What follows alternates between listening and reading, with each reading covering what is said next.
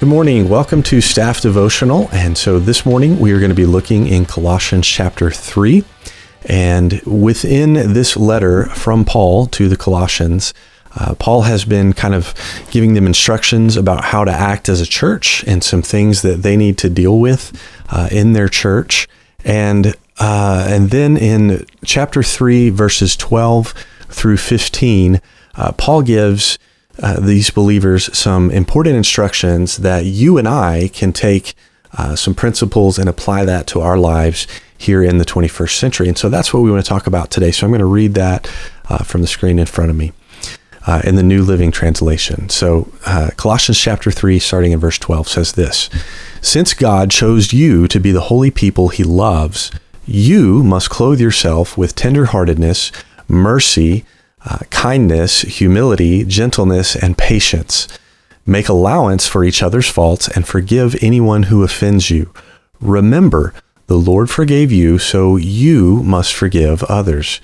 Above all, clothe yourselves with love, which binds us all together in perfect harmony, and let the peace that comes from Christ rule in your hearts. For as members of one body, you are called to live in peace and always be thankful." And so as we look at this today, we want to remember that this metaphor that Paul's talking about has to do with clothing. And you and I, we get up, we put on clothes every day. And the idea is that just as we think about, okay, what am I going to wear today? Maybe we don't think necessarily about fashion, but we think about what's the purpose of what we're doing today. Maybe we want to dress appropriately for work outside, or we want to dress appropriately for some sort of professional work. And so in that same way, we want to dress and clothe ourselves appropriately for a life pleasing to God. And so we want to put on these qualities. And it doesn't mean that we just do it just as a show, but these are the things that we want to be seen by other people in the world. And mercy, kindness, humility, gentleness, and patience. Notice in this list, we don't hear something like, hardworking or even well off or prosperous. Those things are not in this list. This is more about who you are to be known as spiritually. And so we're to be merciful, be kind to one another. And that doesn't just mean other believers, it's to all people, gentle and patient with all people, because that is how people will know that we're followers of Jesus. Jesus says to us that they will, in the Gospels, they will know you by your love. Love for each other, yes, but also the way that we treat and love other people, other humans in the world that we live in. And so we're to make allowance for each other's faults. You and I are going to get into situations where someone has offended us, or even we offend someone else by something that we do. And so we need to be patient with each other. We need to really work to preserve unity and to preserve the relationship there. Because when we do that, we are remembering that Christ forgives us and that we need to forgive other people. And so that's kind of the basis there for us forgiving others. Not because we're more evolved and better people. That's not the case at all. The thing is, you and I have been forgiven much. And so because of that, we should be willing to forgive other people when they unintentionally or intentionally wrong us. We should be able to forgive them because we're ultimately doing it not because we just want to be great people, but because Christ has forgiven us.